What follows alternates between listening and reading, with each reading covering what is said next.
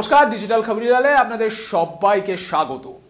কথায় বলে শস্যের মধ্যে ভূত, কিন্তু এবার যে পরিস্থিতি দেখা যাচ্ছে তাতে ধানের মধ্যেও ভূত পাওয়া যাচ্ছে। কেন? কারণ আমাদের প্রাক্তন খাদ্যমন্ত্রী এবং বর্তমানেও তিনি বনমন্ত্রী, এখনো বন দপ্তর তার থেকে যায়নি, যদিও তিনি SSKM এ পুরোপুরি ঘাঁটি গেড়ে গেছেন এরকমটাই মনে হচ্ছে। সেই জ্যোতিপ্রিয় মল্লিক তার জ্যোতি ছড়িয়েছেন বন দপ্তরের যে তার যে অফিস, অর্থাৎ সল্টলেকে যে অফিস রয়েছে সেই অফিসের অরণ্য ভবনের ৮ তলার যে অফিস, সেই অফিসে তার জ্যোতি, তার মণিমুক্ত ছড়িয়ে রেখেছেন এবং সেই মণিমুক্তের কিছু নমুনা সংগ্রহ করতে পেরেছেন কিন্তু ইডি আধিকারিকরা। এবং তার ঝলকানিতে রীতিমতো কিন্তু আমাদের শুধু নয়, সাধারণ মানুষ থেকে শুরু করে যারা ইডি আধিকারিক সবারই চোখ ধাঁধিয়ে যাচ্ছে। কি মণিমাণিক্য!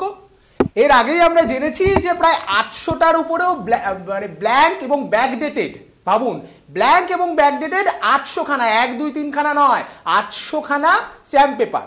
তারপর কি দেখলাম? ১০ কোটি টাকা, ১ কোটি, ২ কোটি, ৩ কোটি, ৪ কোটি নয়, একেবারে ১০ কোটি টাকার এফডি এবং LIC। জীবনের তো দাম আছে না, জীবনটাই তো সব কিছু। ফলে LIC অর্থাৎ জীবন বীমা এবং এফডি মিলিয়ে প্রায় ১০ কোটি টাকা।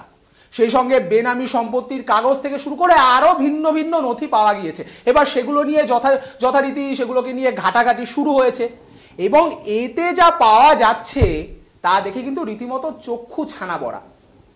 এবার একেবারে ধান, মানে চাল তো ছিল, গম তো ছিল, আস্ত রেশনটাও ছিল, এবার সরাসরি ধান। একেবারে মাঠে নেমে পড়েছেন জ্যোতিপ্রিয় বাবু। তিনি কি করেছেন সেই বিষয়ে জানবার জন্য আমাদের সঙ্গে আমাদের প্রতিনিধি এবং আমার সহকর্মী পূর্বা রয়েছে। তো পূর্বা আপনাদের জানাবে যে তিনি আরো কি কি মণিমুক্ত সেখানে ছড়িয়ে রেখেছেন যা আমাদের চক্ষু ছানাবড়া করে দিচ্ছে। তা পূর্বা, জ্যোতিপ্রিয় মল্লিকের অরণ্য ভবনের অফিস থেকে ইডি যা যা পেয়েছে সেই সম্পর্কে তুমি আগেই আমাদের জানিয়েছিলে, আর কি নতুন নতুন তথ্য বা নতুন নতুন জ্যোতির্ময় রত্ন পাওয়া যাচ্ছে একটু বলো। একদম যা বলেছো, জ্যোতির্ময় একেবারে রত্ন, জ্যোতি যেমন চারিদিকে ছড়িয়ে পড়ছে প্রতিদিন প্রতিনিয়ত, কিন্তু আমরা রেশন দুর্নীতি কাণ্ডে একটার পর একটা নথি পাচ্ছি। শুধু আমরা পাচ্ছি না, অবভিয়াস কেন্দ্রীয় তদন্তকারী সংস্থা খুঁজে বার করছে জ্যোতির আলু, যে বলি জ্যোতির আলু যে টেস্টি হয়, সেই জ্যোতির আলো কত দূর গেছে, সেই আলো এবার পৌঁছে গেছে ধান খেতে বলা চলে। জ্যোতির আলো ধান খেতে চলে গেছে, একেবারে ধান খেতে আলো করে দিচ্ছেন জ্যোতিপ্রিয় বাবু। কারণ আজকে আমরা গতকাল তুমি যেমনটা বললে, গতকাল যেমন ৮০০ খানা ব্ল্যাঙ্ক স্ট্যাম্প পেপার পেয়েছিল, ১০ কোটি টাকার এফডি পেয়েছিল, সেখানেই থেমে থাকেনি। আজকে বিস্ফোরক নথি হাতে পেয়েছে কেন্দ্র তদন্তকারী সংস্থা তার দফতর থেকে, অর্থাৎ বনমন্ত্রীর দফতর থেকে। যে ৮ তলায় বনমন্ত্রীর দফতরে যে সিবিআইরা গেছিল, সেখানে গিয়ে রেড করা হয়েছে, সেখান থেকে যে পেয়েছে নথি, আজকে জানা যাচ্ছে যে ১০০ জন কৃষকের থেকে যে ধান কিনেছে সেই চুক্তিপত্র পাওয়া গেছে। ১০-২০টা নয়, ৫০টা নয়, ১০০ জন কৃষকের থেকে সরাসরি মন্ত্রী নিজে ধান কিনেছেন। সেই নথি কিন্তু বন দফতরের যে তার যে দফতর রয়েছে, বন দফতরে যেখানে তিনি বসতেন ৮ তলায়, সেখানে কিন্তু তিনি লুকিয়ে রেখেছিলেন। মানে ভাবা যায় যে ১০ জনের থেকে ১০ জন, বলছি মাফ করবেন, ১০০ জন যে কৃষকের থেকে যে চুক্তিপত্র যে ধান কেনার, সে কেনাবেচা হয়েছে, সে কেনাবেচার নথি কিন্তু একেবারে লুকিয়ে রেখেছিল নিজের খাস দফতরে। সেই নথি কিন্তু হাতে পেয়ে গিয়েছে। এবং এটা কিন্তু বেআইনি, কারণ ধান কেনাবেচার অধিকার, এই সমস্ত বন্ড পেপার ইউজ করে ধান কেনাবেচা, সেটা সাধারণত করে থাকে আমাদের কৃষি দপ্তর।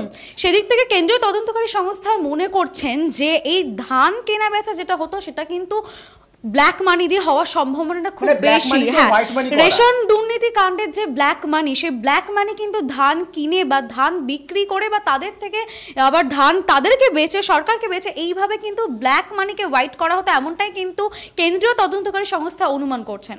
আচ্ছা, তুমি আমাদের সঙ্গে থেকে এবং অসংখ্য ধন্যবাদ এই ব্যাপারে আমাদের আপডেট দেওয়ার জন্য।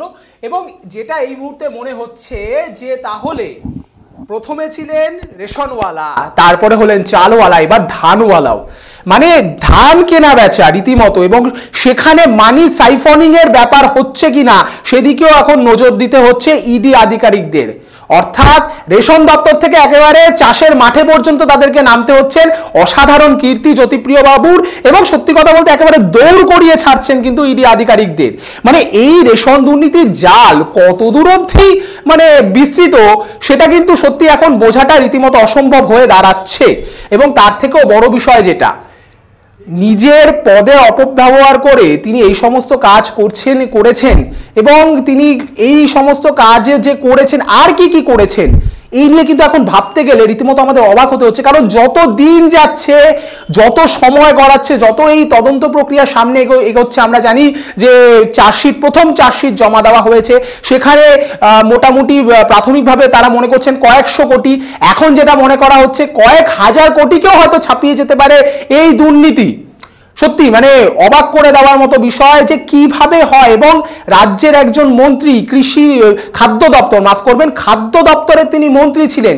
জনসাধারণ, বিশেষ করে যারা মানে যাদের আর্থিক অনগ্রসর, যাদের দরকার, নিডি, তাদের মুখে খাবার পৌঁছে দেওয়া এই রেশন বন্টন ব্যবস্থার অন্যতম প্রাথমিক লক্ষ্য ছিল।